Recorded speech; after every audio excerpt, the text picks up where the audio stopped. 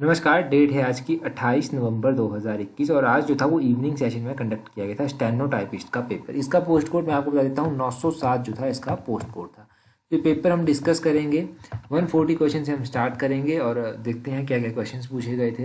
यहाँ पर पहले क्वेश्चन में पूछा गया है the Pandoh dam is located on which river of Himachal Pradesh. तो ये क्वेश्चन तो आपको पता है कि पंढोर डैम ब्यास नदी के ऊपर बना हुआ है। ऑप्शन ए सही आंसर है। पोंग डैम है, पंढोर डैम है। पोंग डैम अलग है जो मैंने आपको बताया है।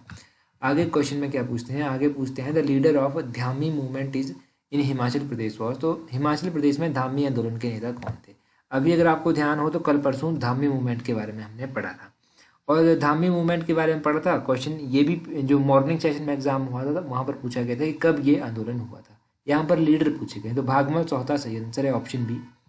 आगे 142 में पूछते हैं एंशियंट नेम ऑफ बैजनाथ। तो बैजनाथ का पुराना नाम क्या है। कीरग्राम बैजनाथ का पुराना नाम है, ऑप्शन डी सही आंसर है। कहलूर किसका पुराना नाम है। बिलासपुर का पुराना नाम है कहलूर। ब्रह्मपुर किसका नाम है। तो गिरिराज पत्रिका में मैंने आपको बताया था कि भरमौर का पुराना नाम भरमौर का पुराना नाम ब्रह्मपुर है और देवरा जो है ये किसका है, ये जुब्बल का है। तो ये सभी डिस्कस किए हैं कई बार। आगे पूछा गया है which governor general of India visited Chamba in 1871। 1871 में चंबा किस गवर्नर जनरल के द्वारा विजिट किया गया था। तो ये उस टाइम के गवर्नर जनरल लॉर्ड मेयो के द्वारा किया गया था, ऑप्शन डी सही आंसर है। 144 में पूछते हैं who led the quit India movement 1942 in Shimla. Shimla में भारत छोड़ो आंदोलन की अगुवाई किसने की थी। ये की गई थी अमृत कौर के द्वारा, ऑप्शन बी राजकुमारी अमृत कौर का नाम आपने सुना है। 145 में पूछते हैं Swan river flows through which district of Himachal Pradesh. Swan river Una में बहती है। मॉर्निंग सेशन में जो पेपर हुआ था वहाँ पर पूछा गया था स्वां वैली कहाँ पर है। स्वां रिवर पूछा गया है। स्वां रिवर ऊना में है और इसको रिवर ऑफ शॉरो भी कहा जाता है। आगे 146 में पूछते हैं in which year Firoz Shah Tughlaq plundered Nagarkot. तो किस वर्ष फिरोज शाह तुगलक ने नगरकोट को लूटा था। नगरकोट को फिरोज शाह तुगलक ने 1365 में लूटा था, ऑप्शन सी सही आंसर है। और 1365 में इसने लूटा था। मॉर्निंग सेशन में क्या क्वेश्चन पूछा गया था कि फिरोज शाह तुगलक ने जब 1365 में अटैक किया था तो उसने किस मंदिर से किताबें उठाई थी और उन किताबों का ट्रांसलेशन भी करवाया था। तो वो मंदिर था कौन सा, ज्वालामुखी मंदिर। और यहाँ पर इसका सही आंसर 1365 है। आगे पूछते हैं which ruler of the hill princely states disobeyed Aurangzeb ordinance. तो पर्वतीय राजसी राज्य के किस शासक ने औरंगजेब के अध्यादेश की अवज्ञा की थी। तो ये राजा चतर सिंह के द्वारा की गई थी, ऑप्शन डी सही आंसर है। ये चतर सिंह कहाँ के राजा थे, ये चंबा के राजा थे चतर सिंह।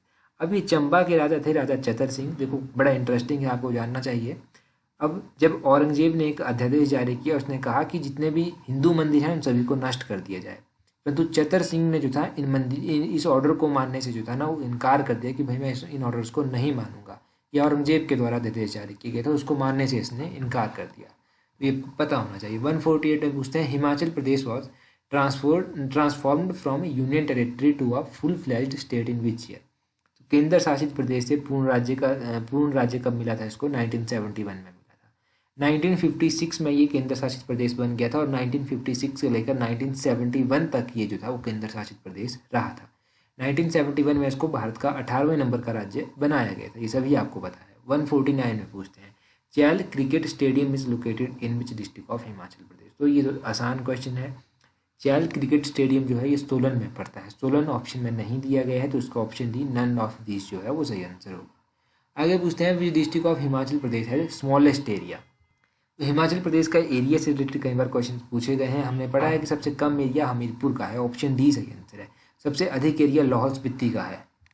अगले क्वेश्चन में क्या पूछते हैं, यहाँ पर पूछते हैं which district of Himachal Pradesh has the highest literacy rate according to census 2011। तो 2011 की जनगणना के अनुसार हिमाचल प्रदेश के किस जिले का साक्षरता दर सबसे अधिक है। तो सबसे अधिक साक्षरता दर जो है वो कौन से जिले का है, ये है आपके डिस्ट्रिक्ट हमीरपुर का ही, ऑप्शन डी जो है वो सही आंसर है। सबसे कम साक्षरता दर किसका है, चंबा का लिटरेसी रेट सबसे कम है।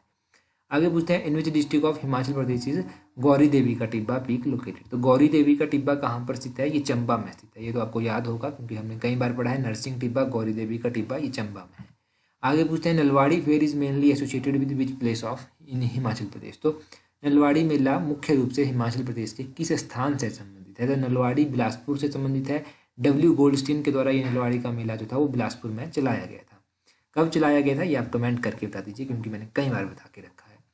आगे पूछते हैं 154 में who was the founder of Suket princely state. तो सुकेत ये जो राजसी राज्य था इसकी स्थापना किसने की थी। थी। सुकेत की स्थापना राजा वीर सेन के द्वारा की गई थी।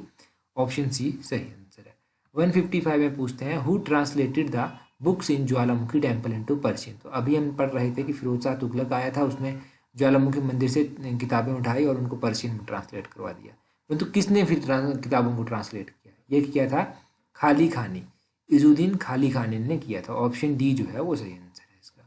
आगे 156 में पूछते हैं who appointed as the governor of Jalandhar Doab by Ahmad Shah. तो अहमद शाह के द्वारा किसे जलंधर दोआब का गवर्नर नियुक्त किया गया था? तो ये गवर्नर नियुक्त किया गया था घमंड चंद को। ऑप्शन ए घमंड चंद जो है वो सही आंसर होगा। अगला क्वेश्चन देखिए, अगले क्वेश्चन में क्या पूछते हैं। अगला क्वेश्चन है 157 मंडी स्टेट एसोसिएशन वॉज एस्टेब्लाइज्ड बाय। तो मंडी स्टेट एसोसिएशन जो था किसके द्वारा स्थापित की गई थी? ये एसोसिएशन स्वामी पूर्णानंद के द्वारा बनाई गई थी। ऑप्शन ए सही आंसर है, स्वामी पूर्णानंद इसका सही आंसर है। 158 में पूछते हैं marriage by interfamilial exchange in Himachal Pradesh is known as. तो मैरिज जो हिमाचल प्रदेश में अंतर पारिवारिक विनिमय होता है जिसमें वो उसको क्या कहते हैं? उसको बट्टा सट्टा कहा जाता है। ऑप्शन ए सही आंसर। ये बट्टा सट्टा मैरिज का टाइप जो है वो किसके बीच में प्रचलित है? वो गद्दियों के बीच में प्रचलित है।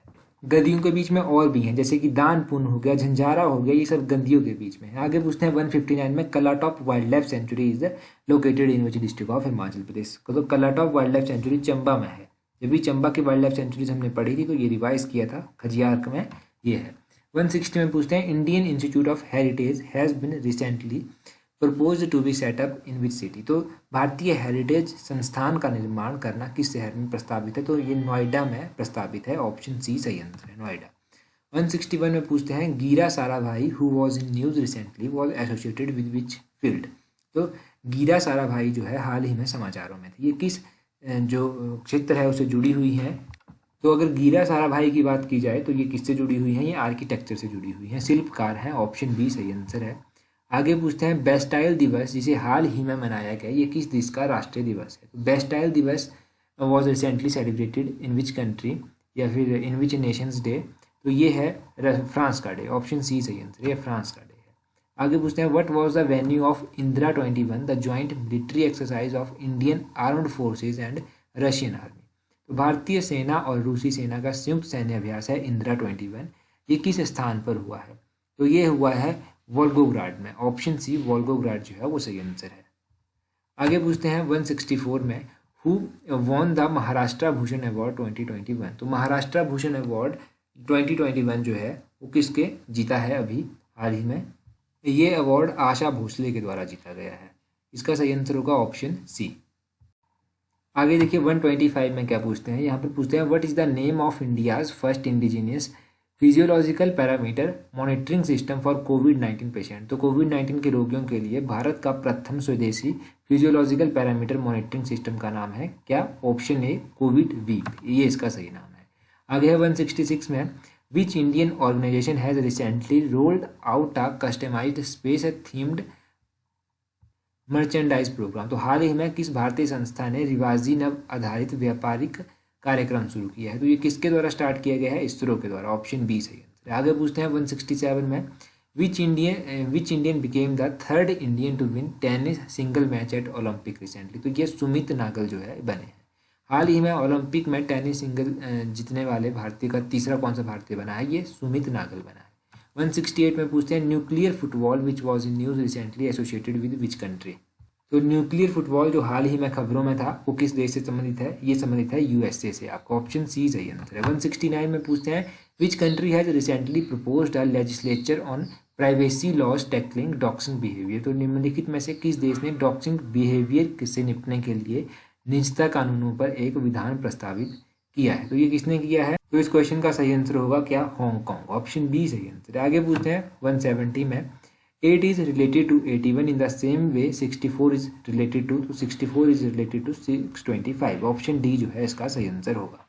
तो ये थोड़े से क्वेश्चंस हमने डिस्कस किए, बाकी के सेक्शंस भी हम जल्दी ही डिस्कस करेंगे। तब तक के लिए चैनल को सब्सक्राइब कर दीजिए, और अगर दूसरा चैनल भी आपने सब्सक्राइब नहीं किया है जहाँ पर इंपॉर्टेंट नोटिफिकेशन और हिमाचल की स्मॉल स्टोरीज हम बताते रहते हैं, तो उसको भी सब्सक्राइब कर लीजिए। बाकी टेलीग्राम पर भी जरूर ज्वाइन कर लीजिएगा, टेलीग्राम का लिंक नीचे डिस्क्रिप्शन बॉक्स में है। अदरवाइज आप @allexam31 सर्च कीजिए, आपको हमारा टेलीग्राम चैनल भी मिल जाएगा।